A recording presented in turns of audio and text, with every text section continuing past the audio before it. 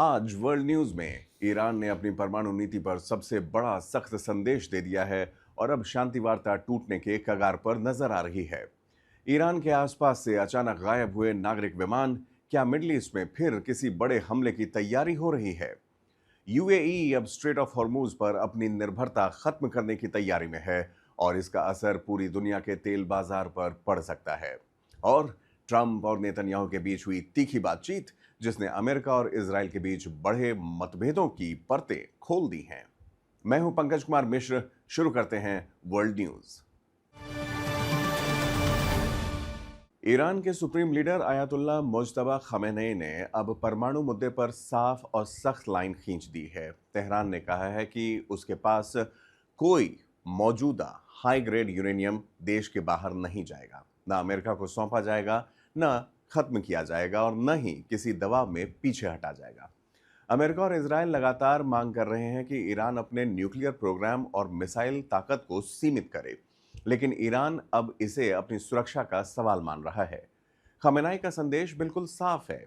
अगर ईरान अपने यूरेनियम छोड़ देता है तो भविष्य में अमेरिका या इजराइल के हमलों के सामने वो कमजोर पड़ जाएगा।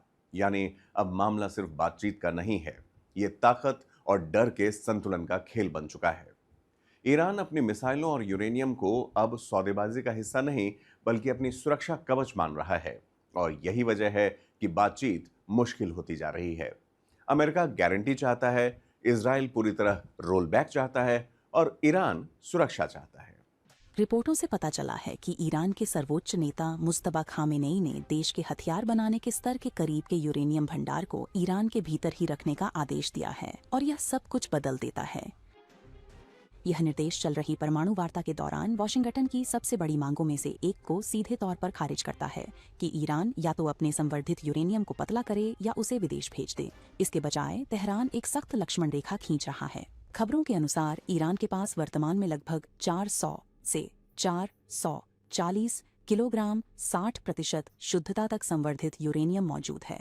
यह अभी हथियारों के स्तर का नहीं है, लेकिन विशेषज्ञों का कहना है कि इस स्तर से परमाणु हथियार के लिए आवश्यक 90% की सीमा तक पहुंचना तकनीकी रूप से बहुत तेज हो जाता है और यही कारण है कि यह भंडार मायने रखता है। ईरान के मुताबिक यह सामग्री सुरक्षा और प्रतिरोध के लिए जरूरी है। अधिकारियों को डर है कि भंडार छोड़ने से देश अमेरिका या इजराइल के हमलों के प्रति असुरक्षित हो जाएगा। वे इसे बातचीत में मोलभाव का जरिया मानते हैं। यह मुज्तबा खामेनेई के नेतृत्व में आए बदलाव को दर्शाता है। पिता अली खामेनेई के उलट, जिन्होंने इस्लाम में परमाणु हथियारों को वर्जित माना था, मुज्तबा रिवॉल्यूशनरी गार्ड की कट्टरपंथी विचारधारा के करीब दिखते हैं। विश्लेषकों के अनुसार वह ईरान के मिसाइल और परमाणु कार्यक्रमों को अभेद्य रणनीतिक संपत्ति मानते हैं। उन्होंने पिता के परमाणु विरोधी फतवे की सार्वजनिक पुष्टि भी नहीं की है। यह चुप्पी अब अंतर्राष्ट्रीय चिंता का विषय है। यह समय राजनीतिक रूप से भी बेहद विस्फोटक है, क्योंकि यह डोनाल्ड ट्रंप के उन बार बार किए गए दावों के बाद आया है कि अमेरिका और इजरायली हमलों ने ईरान के परमाणु कार्यक्रम को पूरी तरह नष्ट कर दिया था। लेकिन हकीकत कहीं ज्यादा जटिल नजर आती है। हाँ, नतांज, फोर्डो और इस्फहान जैसी प्रमुख सुविधाओं को हमलों के दौरान गंभीर नुकसान पहुंचा, लेकिन ईरान का संवर्धित यूरेनियम का भंडार बच गया। उसका वैज्ञानिक ज्ञान सुरक्षित रहा और उसकी पुनर्निर्माण की क्षमता भी बरकरार रही। इसका मतलब है ईरान अब भी एक परमाणु दहलीज वाला देश है, जो नेतृत्व का फैसला होते ही परमाणु बम बना सकता है। संवेदनशील सामग्री निर्यात न कर तेहरान इस विकल्प पर कायम है। ईरान का कहना है कि यह कार्यक्रम शांतिपूर्ण और संधि के तहत उसका अधिकार है। पश्चिमी शक्तियों का तर्क है कि 60% संवर्धित यूरेनियम की कोई नागरिक जरूरत नहीं है। इसीलिए इस निर्देश को महज बातचीत की रणनीति नहीं, बल्कि एक संदेश माना जा रहा है कि प्रतिबंधों और दबाव के बावजूद ईरान अपनी परमाणु बढ़त नहीं छोड़ेगा। मध्य पूर्व में बढ़ते तनाव के बीच दुनिया एक अहम सवाल पर बारीकी से नजर रख रही है। क्या ईरान अपनी प्रतिरोधक क्षमता बढ़ा रहा है या चुपचाप परमाणु हथियार क्षमता के और करीब जा रहा है? ईरान के ऊपर अचानक कम होते नागरिक विमान अब पूरे मिडिल ईस्ट में नई चिंता पैदा कर रहे हैं। फ्लाइट ट्रैकिंग प्लेटफॉर्म्स पर ईरानी एयर स्पेस लगभग खाली दिखाई दे रहा है। कई अहम रूट्स पर सामान्य ट्रैफिक नहीं दिख रहा है। दिलचस्प बात यह है कि ऐसा ही माहौल इसी साल फरवरी में भी देखा गया था, ठीक उससे पहले जब अमेरिका और इजराइल ने ईरान से जुड़े ठिकानों पर बड़े हमले किए थे। फिलहाल किसी सैन्य कार्रवाई की आधिकारिक पुष्टि तो नहीं की गई है, लेकिन रक्षा विशेषज्ञ और खुफिया एजेंसियां इस गतिविधि पर बेहद करीब से नजर बनाए हुए हैं। इसके पीछे कई वजहें हो सकती हैं। सुरक्षा अलर्ट, सैन्य अभ्यास, एयर स्पेस प्रतिबंध या फिर एहतियात के तौर पर उड़ानों का रास्ता बदलना। लेकिन मिडल ईस्ट में संकेत बहुत मायने रखते हैं, और ऐसे समय में जब परमाणु बातचीत अटक रही हो और युद्ध जैसे बयान तेज हो रहे हों, तब ईरान का खाली आसमान दुनिया को बेचैन करने के लिए काफी है। फ्लाइट ट्रैकर्स पर ईरान का हवाई क्षेत्र अचानक लगभग खाली क्यों दिखाई दे रहा है? और क्या यह अमेरिका ईरान के बीच चल रहे संघर्ष में और अधिक तनाव का संकेत है? फ्लाइट रडार 24 जैसे प्लेटफॉर्म्स पर तेहरान फ्लाइट इंफॉर्मेशन रीजन के बड़े हिस्सों में कमर्शियल हवाई यातायात न के बराबर दिख रहा है, जिससे यह सवाल उठ रहे हैं कि क्या अमेरिकी सैन्य दबाव और मध्य पूर्व के तनाव के कारण इस क्षेत्र में कुछ घटित हो रहा है। लेकिन विमानन डेटा से पता चलता है कि यह जरूरी नहीं कि तनाव में कोई नई वृद्धि हो, बल्कि यह अमेरिका और ईरान के बीच चल रहे संघर्ष की गतिशीलता का परिणाम है। 2026 की शुरुआत में अमेरिका इजराइल के बीच हुए बड़े सैन्य तनाव के बाद से ईरानी हवाई क्षेत्र अत्यधिक प्रतिबंधित रहा है। उस दौरान हमलों, जवाबी हमलों और वायु रक्षा अलर्ट ने क्षेत्रीय विमानन मार्गों को बाधित किया और एयरलाइनों को ईरानी हवाई क्षेत्र से बचने के लिए मजबूर किया। अप्रैल 2026 में एक नाजुक संघर्ष विराम के बाद भी स्थिति कभी पूरी तरह से स्थिर नहीं हुई। पश्चिमी विमानन प्राधिकरण लगातार एयरलाइनों को ईरानी हवाई क्षेत्र का उपयोग न करने की चेतावनी दे रहे हैं, क्योंकि सुरक्षा जोखिम बने हुए हैं। अमेरिकी सैन्य बलों के साथ तनाव बढ़ने की संभावना है और क्षेत्र में सैन्य अलर्ट की स्थिति सक्रिय है। नतीजतन ज्यादातर अंतर्राष्ट्रीय एयरलाइंस अब ईरान के बजाय मध्य एशिया, काकेशस या दक्षिणी खाड़ी के हवाई मार्ग से उड़ानें भर रही हैं, ताकि अमेरिका ईरान संघर्ष के तनावपूर्ण इलाकों से बचा जा सके। यह मार्ग परिवर्तन खाली आसमान का आभास देता है, हालांकि यह तनावपूर्ण सैन्य गतिरोध में रणनीतिक बचाव है। हालांकि अमेरिका और ईरान के बीच तनाव अभी भी बना हुआ है। अमेरिकी सेना पूरे मध्य पूर्व में अपनी महत्वपूर्ण सैन्य उपस्थिति बनाए हुए है, जिसमें अग्रिम तैनाती, रणनीतिक संपत्ति और उच्च तत्परता की स्थिति शामिल है, जिसे संघर्ष के फिर से बढ़ने की स्थिति में प्रतिरोध और त्वरित प्रतिक्रिया के लिए।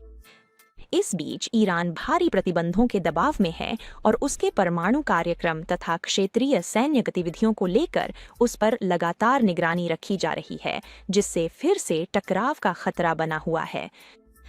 हालांकि इस हवाई क्षेत्र के पैटर्न से जुड़े किसी नए अमेरिकी हमले या सक्रिय तनाव की पुष्टि नहीं हुई है, लेकिन यह स्थिति क्षेत्र पर अमेरिका ईरान संघर्ष की निरंतर छाया को दर्शाती है। और इस जारी गतिरोध में रडार स्क्रीन का खाली होना भी युद्ध के एक नए चरण की आशंका को तेजी से बढ़ा सकता है। संयुक्त अरब अमीरात यानी यूएई अब एक ऐसे प्रोजेक्ट पर तेजी से काम कर रहा है जो मिडिल ईस्ट की राजनीति और दुनिया के तेल बाजार दोनों को बदल सकता है। यूएई एक विशाल तेल पाइपलाइन बना रहा है जो स्ट्रेट ऑफ हॉर्मूज को पूरी तरह बाईपास करेगी।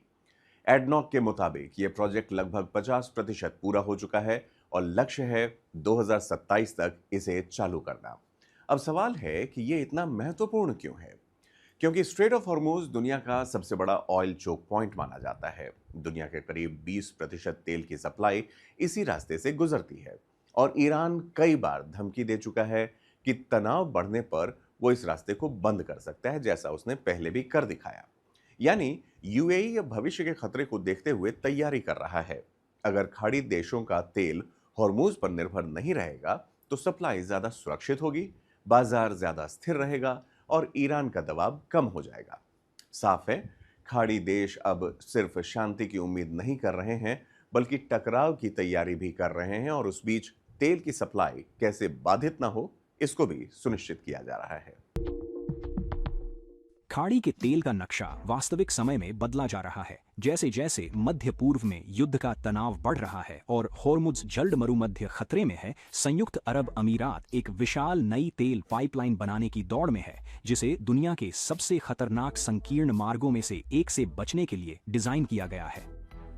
यूएई एक स्पष्ट संदेश दे रहा है कि वह अब अपने ऊर्जा भविष्य को हॉर्मुज के बंधक के रूप में नहीं रखना चाहता। सरकारी तेल दिग्गज एडनॉक ADNOC ने पुष्टि की है कि एक नई बड़ी पश्चिम पूर्व कच्चे तेल की पाइपलाइन का निर्माण पहले ही लगभग 50% पूरा हो चुका है। यह पाइपलाइन, जिसे दूसरी हबशान फुजैराह लाइन भी कहा जाता है, हॉर्मुज जल्द मरुमध्य पर निर्भर रहे बिना अबू धाबी की तेल निर्यात करने की क्षमता को काफी बढ़ा देगी और इसका समय कोई संयोग नहीं है। फरवरी के अंत से अमेरिकी इजरायली हमलों और व्यापक क्षेत्रीय संघर्ष के बाद ईरान ने रणनीतिक जलमार्ग से होने वाली जहाजरानी को बार बार बाधित किया है। हॉर्मुज जल्द मरुमध्य से दुनिया की कुल तेल आपूर्ति का लगभग 20% हिस्सा गुजरता है। हमलों, गश्त, बारूदी सुरंगों और प्रतिबंधों ने वैश्विक ऊर्जा बाजारों में भारी हलचल मचा दी है। तेल की कीमतें और बीमा लागत में काफी वृद्धि हुई है और समुद्री यातायात लगभग ठप हो गया है। अब यूएई इस कमजोरी को दूर करने के लिए तेजी से कदम उठा रहा है।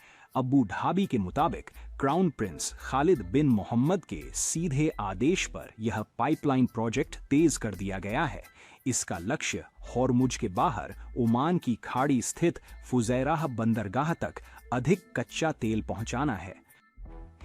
ADNOC के CEO सुल्तान अहमद अल जाबेर ने कहा कि निर्माण कार्य में अब तेजी लाई जा रही है, जिसका लक्ष्य 2027 तक पूर्ण परिचालन शुरू करना है।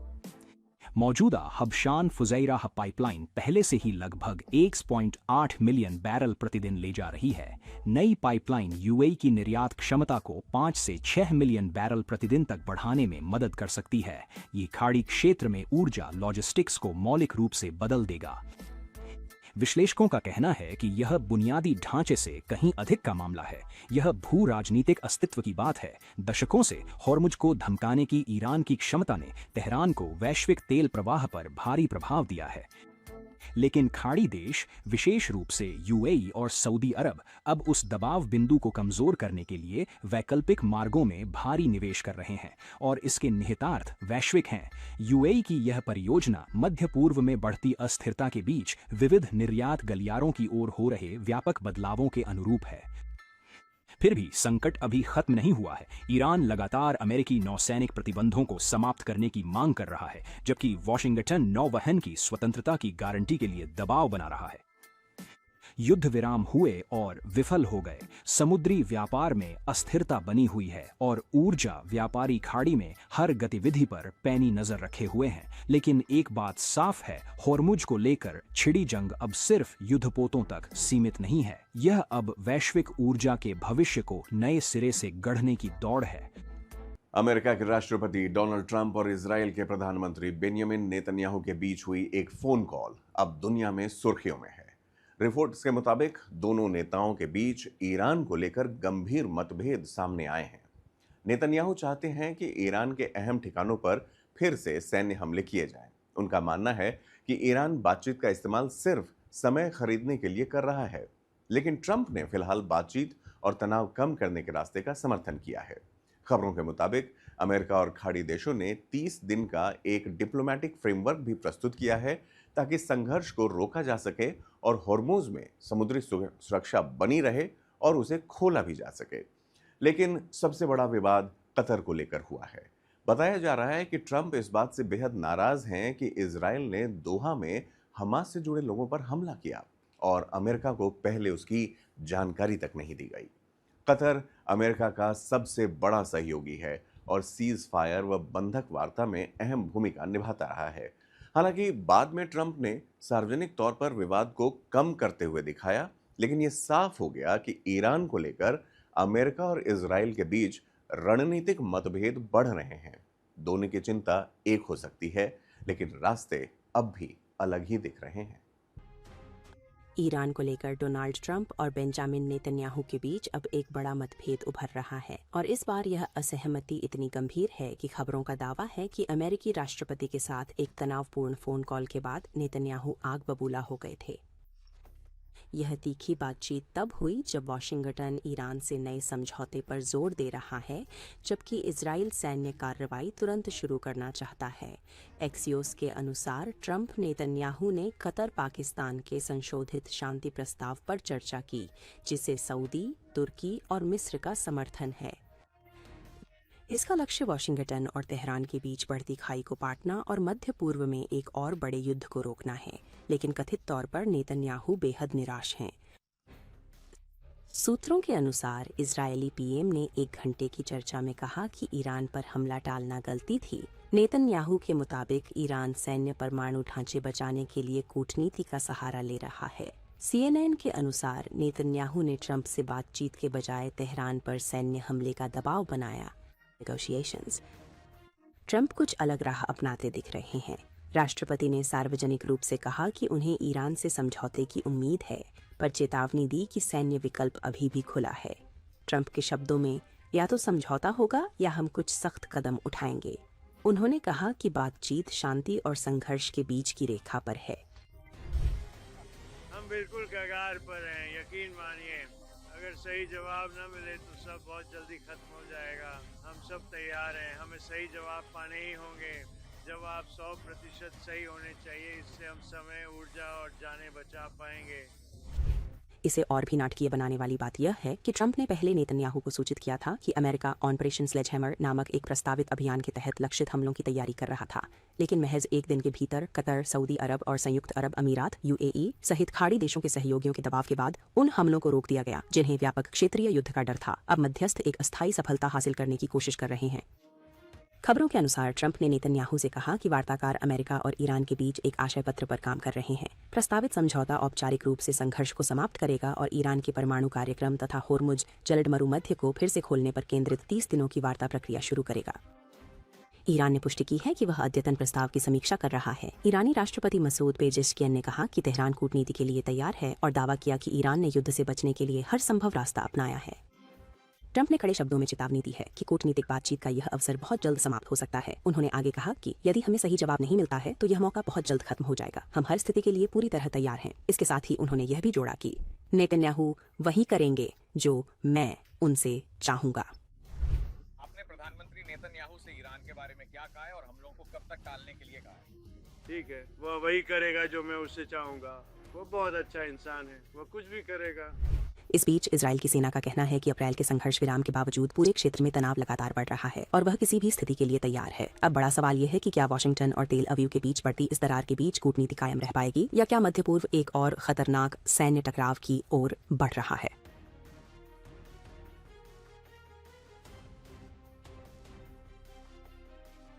तो मिडल ईस्ट इस वक्त एक बेहद खतरनाक मोड़ पर खड़ा है, जहां परमाणु तनाव, सैन्य तैयारी, तेल सुरक्षा और बड़े देशों की रणनीतिक लड़ाई, ये सब एक साथ टकराव की स्थिति में नजर आ रहे हैं। बातचीत अभी भी जारी है, लेकिन जमीन पर हालात बता रहे हैं कि हर देश अब सबसे बुरे हालत के लिए भी तैयारी कर रहा है। वर्ल्ड न्यूज़ देखने के लिए बहुत बहुत धन्यवाद।